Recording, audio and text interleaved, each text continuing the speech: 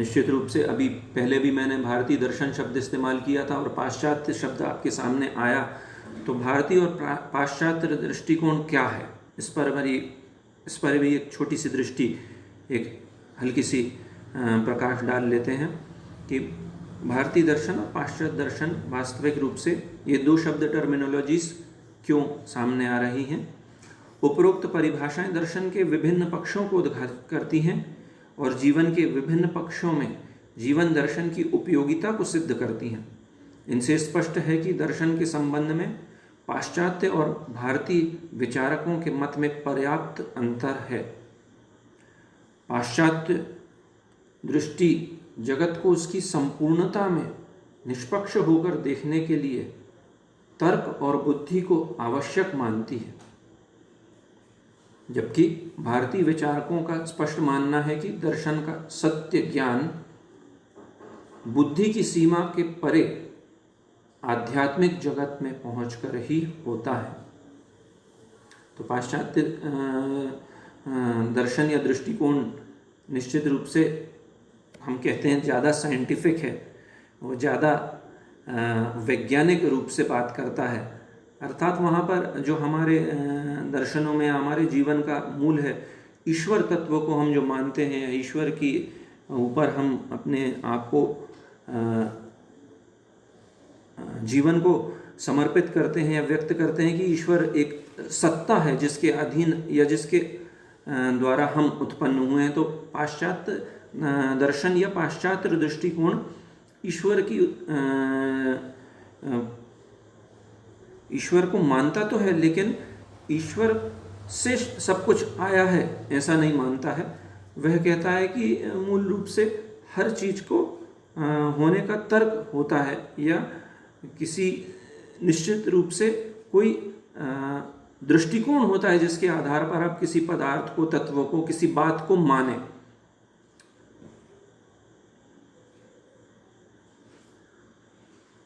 पाश्चात्य दर्शन ने जिज्ञासा को प्रमुख मान्यता दी है, जबकि भारतीय विचारकों ने जगत की निस्सारता, दुख से निवृत्ति और मोक्ष को अहम माना है। पश्चिमी दर्शन का आरंभ आश्चर्य और उत्सुकता से हुआ है।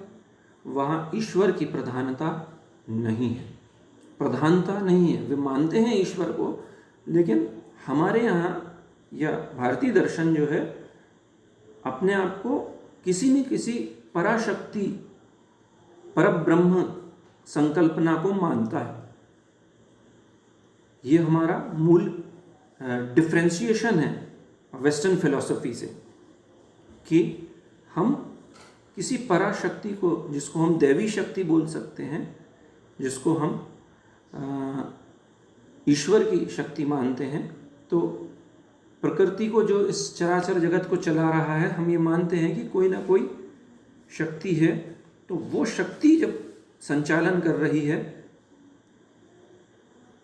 तो हमारा आधार समर्पण का हो जाता है, जबकि उनका आधार जो है, देखने की जो दृष्टि है, वह जिज्ञासा को या क्यों ऐसा, इस प्रश्न के आधार पर वहाँ सोच निर्धारित होती है। वहाँ दर्शन का उद्देश्य, वहाँ मतलब पाश्चात्य दर्शन का उद्देश्य स्वयं ज्ञान प्राप्त करने से है। अतः दर्शन को पश्चिम में साध्य के तौर पर चित्रित किया गया है। इसके विपरीत भारतीय दर्शन व्यवहारिक है और दार्शनिकों ने विभिन्न प्रकार के दुखों को पाकर उनसे ऊपर उठने के लिए दर्शन की शरण ली है। मैक्स मूलर की ये पंक्तियां इस कथन की पुष्टि करती हैं, भारत में दर्शन का अध्ययन मात्र ज्ञान प्राप्त करने के लिए नहीं, वरन जीवन के चरम उद्देश्य की प्राप्ति के लिए किया जाता था। मैक्स मूलर ने अपने शब्दों में कहा कि भारत में दर्शन का अध्ययन ज्ञान प्राप्त करने के लिए ही नहीं, ज्ञान तो ठीक है, किसी चीज़ को जानना वो तो ठीक है, लेकिन उससे ऊपर उठकर जो वास्तव में जीवन है, जो वास्तव में जगत है वो क्या है और उसका क्या लक्ष्य है, उस लक्ष्य तक पहुंचने के लिए क्या साधन है, किस प्रकार से क्या मार्ग हैं जिनको अपनाकर हम जा सकते हैं, तो उनके आधार पर जो स्टडी बन है वो भारतीय दर्शन शास्त्र का विषय वस्तु है या भारतीय दर्शन शास्त्र का लक्ष्य है। अब हम देखें दर्शन के उद्देश्य। अभी आपने देखा एक सामान्य परिचय दर्शन शब्द का। दर्शन शब्द के परिचय के बाद सामान्य जो परिभाषाएं आपके सामने मैंने रखी हैं। अब भारतीय या दर्शन शब्द का जो उद्देश्य है वो क्या है। दर्शन के उद्देश्य के संदर्भ में बात करें तो निश्चित रूप से सारे दर्शनों का सबसे मूल उद्देश्य है जीवन किस प्रकार से मोक्ष को प्राप्त करें, अर्थात मूल उद्देश्य समस्त दर्शनों का मोक्ष ही रहा है। तो इसके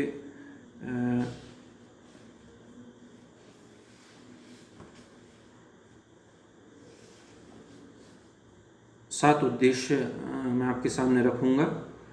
वे 7 हैं। पहला मोक्ष, निश्चित रूप से इसके अतिरिक्त दूसरा कोई हो ही नहीं सकता। मूल उद्देश्य मोक्ष ही है भारतीय दर्शनों का। दूसरा है रहस्यात्मक आश्चर्य की संतुष्टि। तीसरा उद्देश्य भारतीय दर्शनों का है तात्विक रहस्यों पर चिंतन। चौथा यथार्थ स्वरूप का ज्ञान प्राप्त करना। तर्क द्वारा संशय दूर करना, ये 5वां उद्देश्य है। 6वां उद्देश्य जीवन की व्याख्या करना और 7वां उद्देश्य जीवन के आदर्शों का निर्माण करना। अब हम इन उद्देश्यों को क्रम से देख लेते हैं।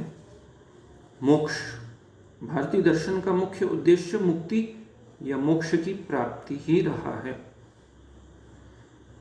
सारे मार्ग, चाहे वह हम न्याय दर्शन की बात करें, वैशेषिक दर्शन की बात करें, सांख्य, योग, मीमांसा अथवा वेदांत, और इनके आगे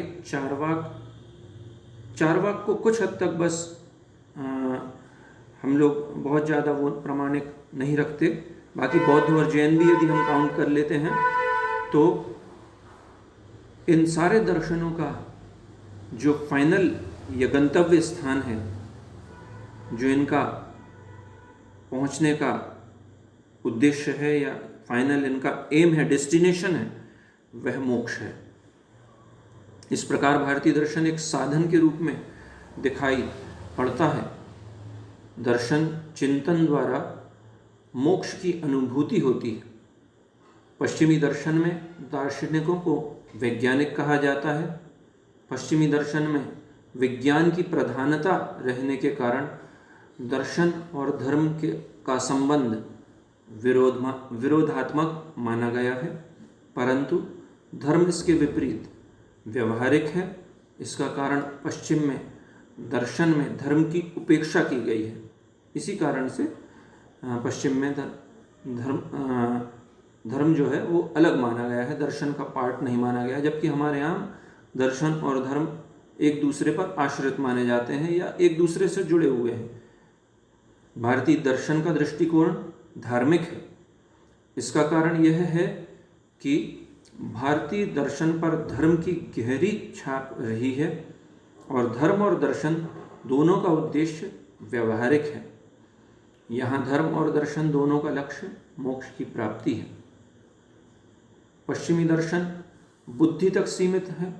इसका कारण है कि पश्चिम में दार्शनिक चिंतन को बौद्धिक चिंतन स्वीकार किया गया है। बुद्धि के आधार पर वहाँ तर्क के आधार पर, प्रश्नों के आधार पर उत्तर खोजने की प्रयास किया जाता है। इसके विपरीत भारतीय दर्शन अध्यात्मवादी है। यहाँ आध्यात्मिक ज्ञान को प्रमुखता प्रदान की गई है। भारतीय दार्शनिक सत्य के सैद्धांतिक विवेचन से ही संतुष्ट नहीं होते। यहाँ सत्य की प्रत्यक्ष अनुभूति पर पूरा जोर दिया जाता है। एक बार पुनः वो बात खुलकर आ रही है कि सत्य की खोज, वास्तव में सत्य क्या है। तो पहले ये जानना होगा कि असत्य का है क्या है, तब सत्य के होने का भान हमको ज़्यादा पता पड़ेगा। अर्थात ये शरीर ही सब कुछ है, हमारा मन ही सब कुछ है, हमारा जीवन ही सब कुछ है, या इनसे परे भी कुछ एग्जिस्टेंस है या उपस्थिति है या उपलब्धता है। ये सत्य को वास्तविक स्वरूप में समझने का प्रयास।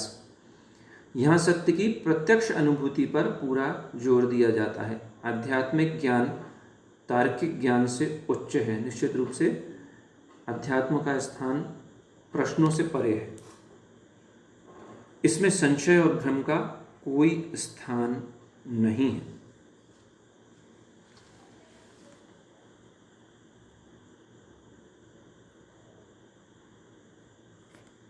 आगे चलें।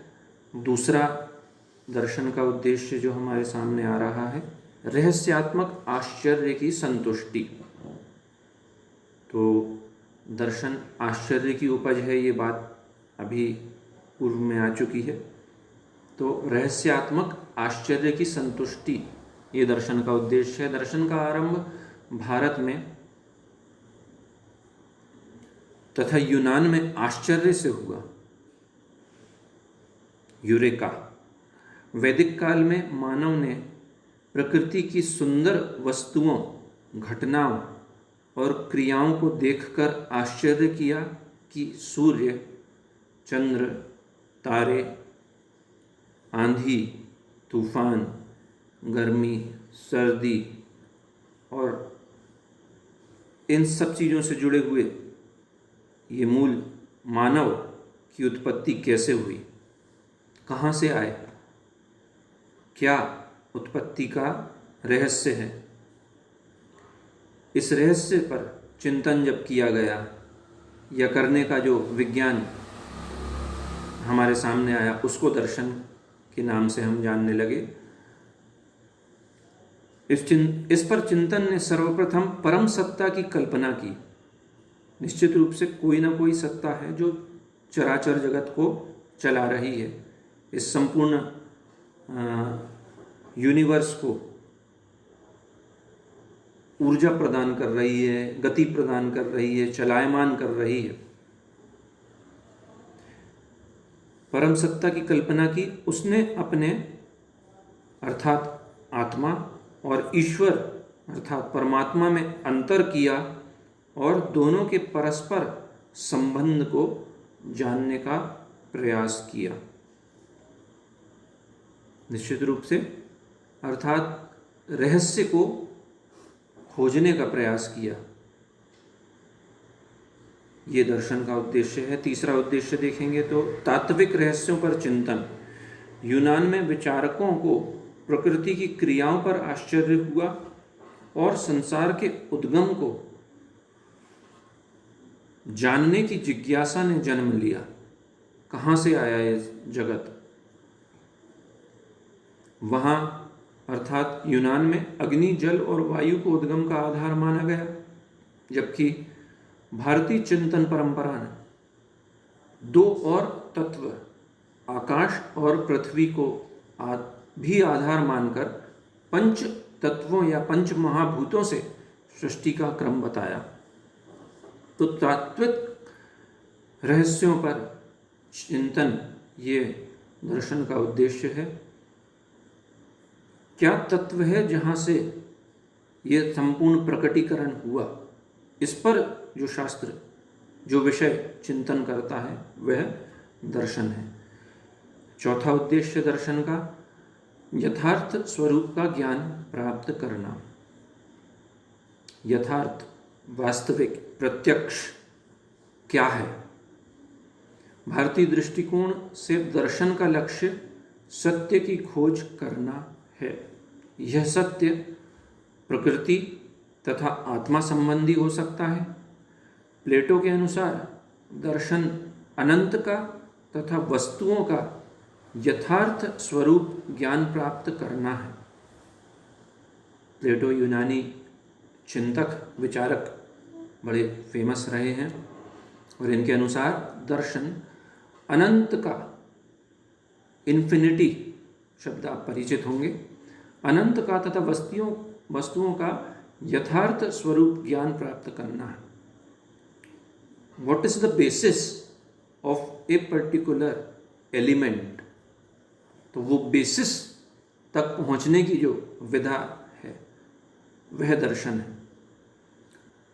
एक और यूनानी चिंतक विचारक अरस्तु, जिनको प्रोनाउंसिएशन इंग्लिश में एरिस्टोटल करते हैं, अरस्तु ने अधिक स्पष्ट लिखा है कि दर्शन का लक्ष्य प्राणी के स्वरूप का अन्वेषण करना है तथा उसमें निहित स्वाभाविक गुणों का पता लगाना है। प्राणी के स्वरूप का अन्वेषण करना है, खोज करना है, रिसर्च करना है कि प्राण तत्व कहाँ है, कहाँ से उत्पन्न हुआ है, क्या है, कहाँ से आया, और जो उसके निहितार्थ हैं, निहित गुण हैं, उनका पता लगाना है। दर्शन का लक्ष्य समग्र ब्रह्मांड को समग्र वास्तविकताओं का दिग्दर्शन कराना है। संपूर्ण पृथ्वी या पृथ्वी से आगे ब्रह्मांड को पूर्ण वास्तविकता से परिचित कराना, ये दर्शन का उद्देश्य है। 5वां उद्देश्य तर्क द्वारा संशय दूर करना। संशय ही दर्शन का आरंभ स्रोत है, अर्थात भ्रम। संशय अर्थात भ्रम। तो संशय मतलब ऐसा क्यों, वैसा क्यों नहीं, संशयात्मक ज्ञान, यहीं से दर्शन आरंभ हो जाता है। तत्व चिंतन। वास्तविक ज्ञान की प्राप्ति केवल किसी बात को मान लेने से नहीं होता है जब तक कि उसे तर्क देकर सिद्ध न किया जाए। आपको बताना पड़ेगा कि 2 + 2 4 हैं और व्यक्ति मान लेगा। क्यों मान लेगा? क्योंकि 2 को जोड़ेंगे 2 से तो वो 4 ही बनेगा। ये मैथमेटिक्स या गणित का सार है। जबकि अन्य कोई बात करेगा कि जगत क्या है, पदार्थ क्या है, कहाँ से क्या उत्पन्न हुआ, तो जब तक तर्क के माध्यम से उसकी सिद्धि ना की जाए, आगे आप रिसर्च करने जाएंगे, यदि एमए करने के बाद, एमएससी करने के बाद तो रिसर्च करने के लिए जाएंगे, पीएचडी करना चाहेंगे, तो आपके सामने प्रश्न खड़ा होगा। उस प्रश्न के आधार पर ही आप अपना थीसिस वर्क करेंगे या अपना रिसर्च वर्क करेंगे। प्रश्न क्या होगा, सब्जेक्ट क्या होगा, उसके आधार पर, उस सब्जेक्ट के आधार पर ही आप अपनी बात आगे दुनिया के सामने रखने का प्रयास करेंगे या खोज करेंगे कि वो वस्तु या वो विषय जिसको आपने लिया है वो किस आधार पर आप उसको मानते हैं या क्या उसका सार है। तो संशय ही दर्शन का आरंभ स्रोत है। वास्तविक ज्ञान की प्राप्ति केवल किसी बात को मान लेने से नहीं होता है जब तक कि उसे तर्क देकर सिद्ध न किया जाए। दर्शन सत्य प्राप्ति का मार्ग प्रशस्त करता है। 6वां उद्देश्य जीवन की व्याख्या करना। दर्शन का एक लक्ष्य आधुनिक वर्णों में जीवन की आलोचना एवं व्याख्या करना तथा निश्चित धारणाओं को प्राप्त करना है, प्राप्त कराना है। जीवन क्या है, कहाँ से आया,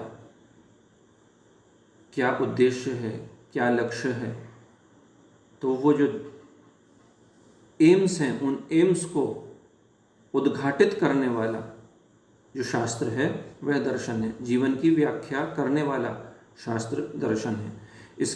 इसका उद्देश्य व्यापक स्वरूप में जीवन के हर एक पहलू से संबंधित है। हर एक पहलू जो भी हमारी लाइफ में हम देख रहे हैं, जो समझ रहे हैं, जो हमारी तर्क शक्ति से हम प्राप्त कर रहे हैं, जो हमने जाना, और जो हम आगे जानेंगे वो सब जो है दर्शन निहितार्थ है।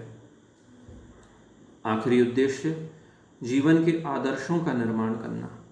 जीवन जान लिया, जीवन क्या है, अब ऐसे पैमाने बनाना, सेटल करना, या ऐसे आदर्शों को प्रतिपादित करना जिनके माध्यम से जीवन का उत्कर्ष हो, व्यक्ति का उत्कर्ष हो, आत्मा अपने निज स्वरूप को प्राप्त करे।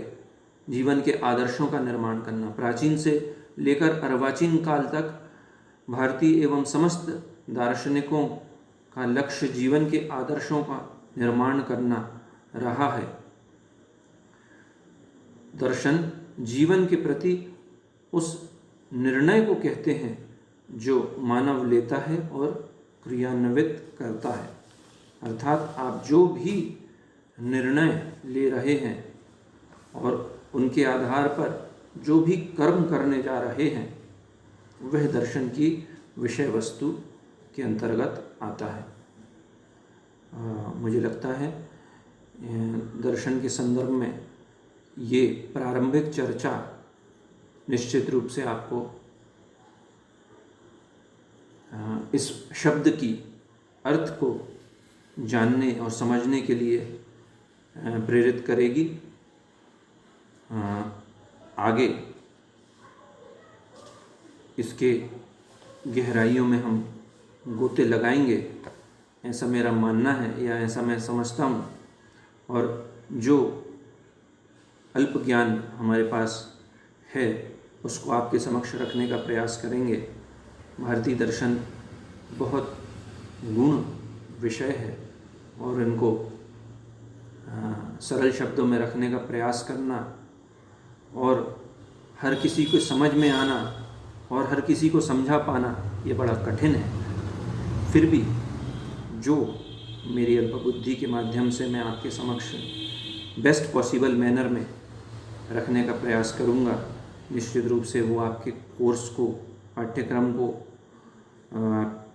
उद्घाटित करेगी या उसमें आपका मार्गदर्शन तो करेगी ही, साथ ही मूल तत्वों से, रहस्यों से आपको परिचित भी कराएगी। अगली कक्षा में हम देखेंगे वर्गीकरण भारतीय दर्शन का और उनके सामान्य परिचय। एक बार मुझे समय देने के लिए, मुझे सुनने के लिए मैं आपका आभारी हूँ और ये प्रयास करूँगा कि इस संदर्भ में आपके यदि कोई प्रश्न हो तो मुझे आप व्हाट्सएप पर भेजें, वो भी मैं उनको एड्रेस करने का प्रयास करूँगा। इन्हीं शब्दों के साथ ईश्वर हमारी बुद्धि को सन्मार्ग की ओर प्रेरित करे और वास्तविक रूप से हम अपने विषय को समझ सकें, उसको जान सकें, उसको पढ़ सकें, उसका अध्ययन करके हम सर्वप्रथम अपनी उपाधि जिसके लिए हम मेहनत करने जा रहे हैं, मेहनत कर रहे हैं, वो प्राप्त करें और उसके आगे अपने जीवन में इन बातों का अनुसरण करने का प्रयास करें। इन्हीं शब्दों के साथ बहुत शुक्रिया, बहुत धन्यवाद। आप अपना बहुत अच्छे तरीके से ख्याल रखें। Do take a very good care of self. Thank you. धन्यवाद।